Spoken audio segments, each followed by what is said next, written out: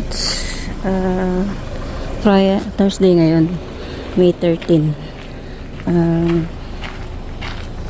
Pasok ni Bunso ngayon ay 6:30. So aalis kami ng 5:30. Grabe lamig. Sobrang lamig na dito. Kasi na yung learners namin.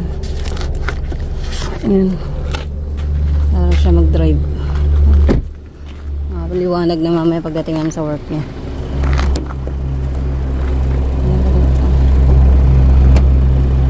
Kailangan kasi nakalagay ito habang siya yung nagda-drive. Pero nagpasa na siya ng kanyang watch hours. Naka 100 na kasi siya. Naantay na lang namin yung result. So, halis na rin kami. Iihi muna. Hi guys, it's May 14. Gaya ng sabi ko kanina, it's a Thursday. So, nandito na tayo sa work ni Bunso. Gamit natin si Abu. Kasi nagkaroon kami ng problema kanina. So, paglabas namin ng bahay, gamit si Yuki. In the middle of like, siguro mga pangalawang street, biglang nag-alarm yung kotse ni Bunso. Sabi, zero daw yung tire sa likuran yung sa kaliwa, sa likod. So, sabi ko, paano naging zero yun? Sabi ko, usually kasi talagang chine-check ko sa morning yun bago kami umalis. Pero kanina lang talaga yung hindi ko siya na-check. Alam nyo ba? Tapos pagdating namin dun sa petrol station, sabi ko, sige, parada mo sa petrol station, hanginan natin, baka kailangan lang ng hangin. Pagdating namin doon, kita ko talagang sagad na sagad yung pagka-flat niya.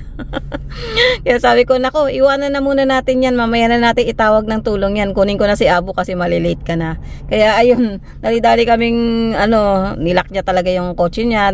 Dali-dali na kami umalis, kinuha ko si Abu. Ang layo na nilakad ko pa uwi sa bahay.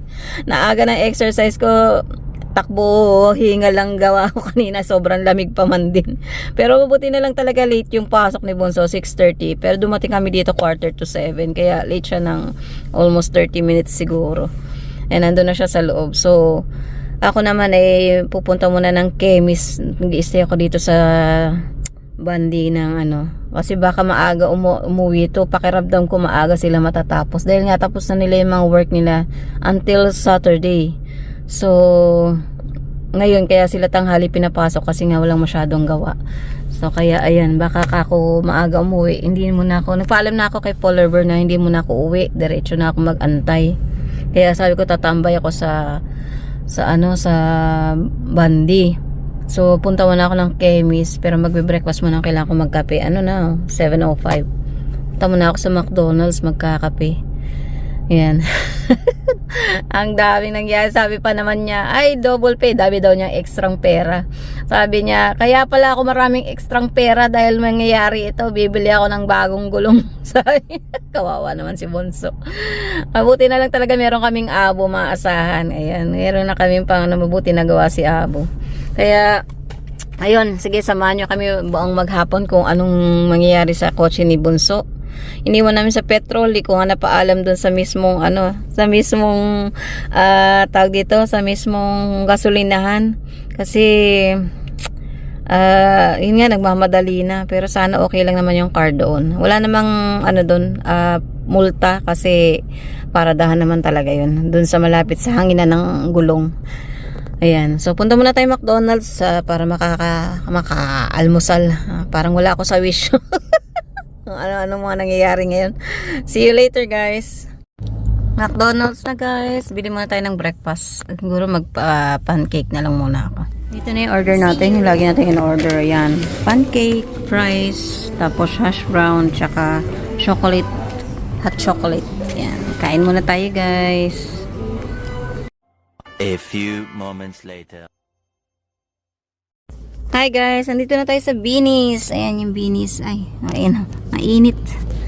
Tingin tayo ng mga pansapin sa kama kasi naubusan na tayo ng bedsheet. Let's go. Ito na guys, Beanies. Pamili na ako ito. Nakakita na ako ng mga pangsapin sa higaan, pero wala pa yung pinakakutsyon. Bibili pa tayo ng kutsyon. Wala dito eh. Wala akong makita. Ito yung mga wedding gown na tinitingnan ko for R&D just in case matuloy yung kasal. Matutuloy daw. Kasi wala pa siyang mura. Medyo price itong mga naka-display. Ayun, maganda diba? Diba? Mumukhang mayaman si RMD. Ito yung mga nabili natin. Ayan. Puro mga pang ano to, balot ng ano? Ng ang tawag doon, duna. Ayan. Kasi yung sa bahay natin, wala na siya tayo pambalot.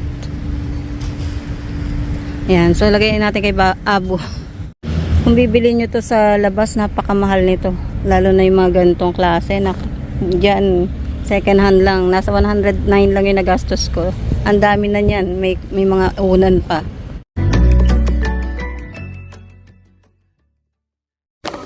Dito na tayo sa Big W. Naghanap ako ng mga tumbler ng mga bata. Wala kasi masyadong stock dito. Marami silang stock pero hindi ko bet. Hindi ko bet yung ano nila. May mga nakita na akong tumbler. Kaya lang, wala silang kagaya sa Kmart na maraming pagpipilian. Ito lang plain. Wala sila yung mga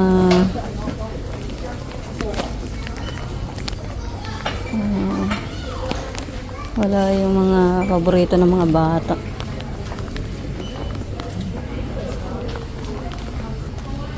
Wala ang mga ano, ayan lang. Hot Wheels lang. Walang yung sinasabi nyo wala. Wala eh.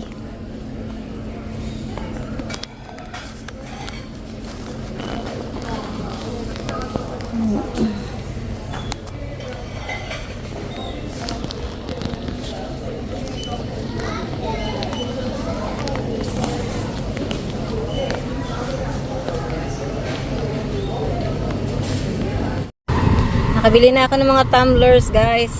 Bali 17 pieces yun. Kasi 17 yung mga kids. Bibigyan natin ng ano, blessing.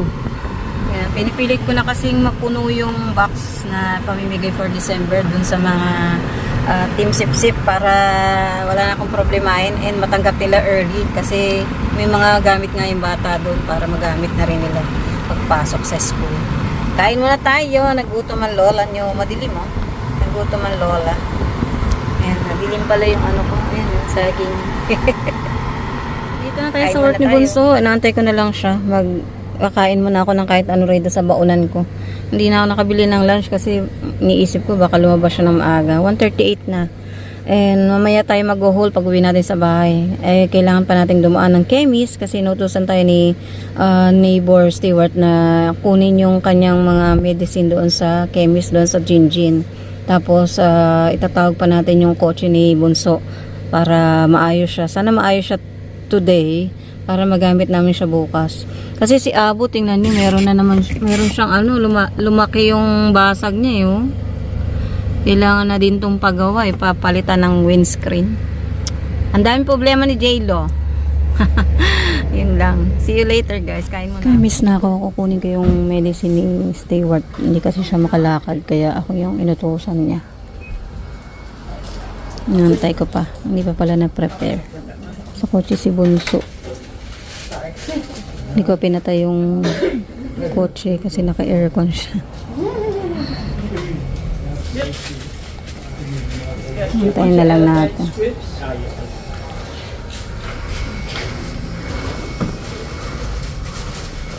Antay. Tapos punta na kami sa ano, dun sa nasan si Yuki para tumawag na ng service.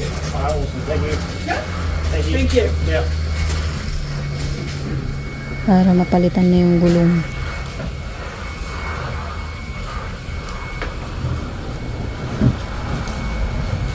Stuart Denman.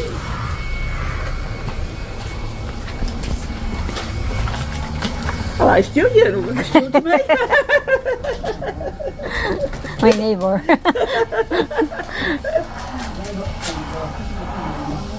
Oh, you can pet him. You're fine. So 15:40 closed down. By all means. Nangyari. Pag hindi yan, edi yung ano, yung binigay nila na report, yung parang receipt, nung sinervice siya,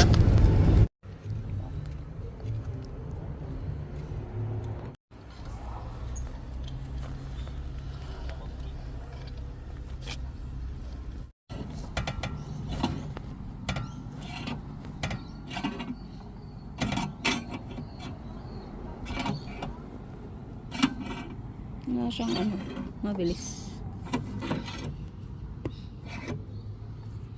Manual pala talaga.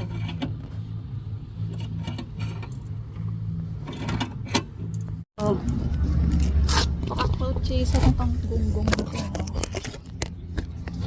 Ano, vlogger.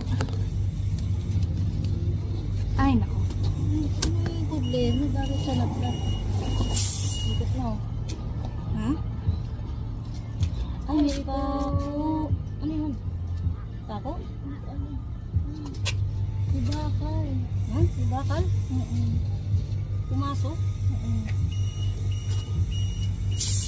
Kala ko nakasagasa tayo ng ano eh, yung buto ba ng hayop.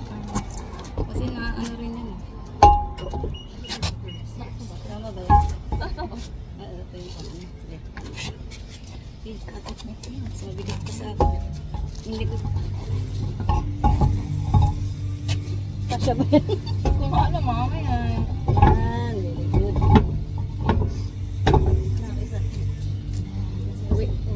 Wait lang. Ano? Kasi mabagsak na. May sunod-sunod yan. May sunod-sunod yan na yan, pero. Hila mo.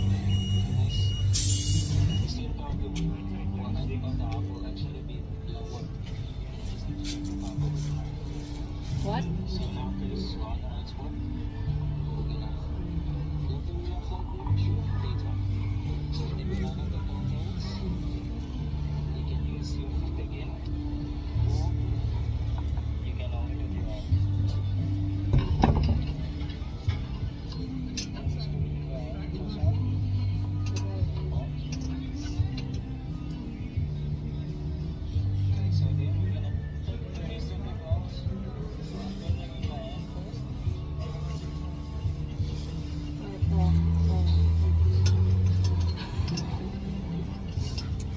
Hindi na namin kailangan hayop kayo. Bibili na kami ng gulong.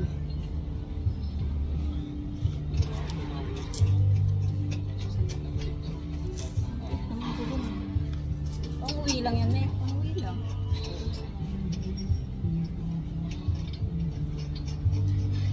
Kunin natin bagong gulong sa saan. Bibiling gulong. Dun sa Bea mismo. Sa parts. Parts na yan.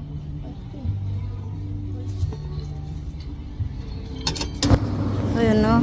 Ito pala yung salarin. Nasaan na yun? Ito. May bakal na pumasok sa pinakaloob niya. Mahaba siguro yan. Kaya ang laki ng butas. Tingnan nyo yung damage. Ayan, kakotse ka. Marunong na kami. Marunong na yan, oh.